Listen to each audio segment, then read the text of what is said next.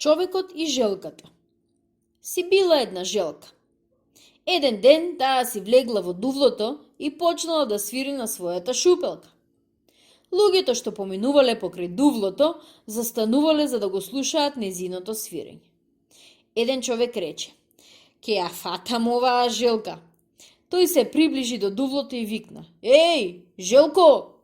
А желката го праша: "Што сакаш?" "Брзо, желко, дојди ваму."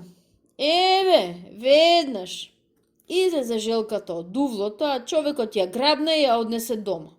Ја стави во еден сандак, а утредента пред да тргне во полето, тој им рече на децата: "Внимавајте да не ви избега желката." И замина. Седеше желката во сандакот и свиреше на шупелката. Децата ја слушнаа незината свирба и се доближија до сандакот. Тогаш желката нагло престана да свири. Децата почнаа да ја молат: "Ајде, желко, свири уште малку." А таа им рече: "Ви се допаѓа мојата музика. Ах, да знаете само како умеам да играм." Децата го отворија сандакот и ја пуштија желката за да видат како игра. Тогаш желката почна да игра во собата. Леле, леле, леле, рере.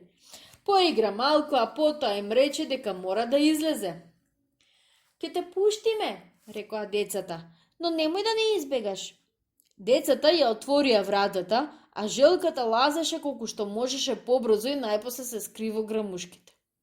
Кога видеа дека ја нема, децата веднаш тргнаа да ја бараат, но од желката немаше ни трага. Тогаш едното момче рече: "Што да правиме сега? Што ќе му речеме на тато кога ќе се врати дома? Ајде да најдеме еден камен и да го обоиме како оклопот на желката, инаку сигурно ќе не истепа." Зедоа еден камен, го обоја и го ставија во сандакот. Кога се стемни, таткото се врати и рече: "Брзо ставете едно котле на огнот, ќе ја вариме желката." "Веќе ставивме, тато," одговорија децата. Тогаш таткото го спушти каменот во котлето и им рече на децата: "Сега донесете чини и ќе ја јадеме желката." Таткото ја извади желката од котлето и ја стави на една чинија, но чинијата одеднаш се скрши. Тогаш таткото почна да ги кара децата: "Ах, палавковци едни, сте ја пуштиле желката." А тие одговорија: "Не, татко." А желката токму тогаш почна да свири со шупелката.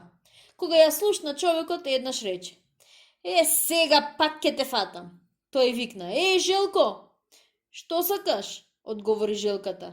Тој ја довикуваше од едната страна, а таа се одзиваше од друга. Човекот викаше, најпосле му здодеа, тргна да си оди дома, оставајќи ја на мир желката.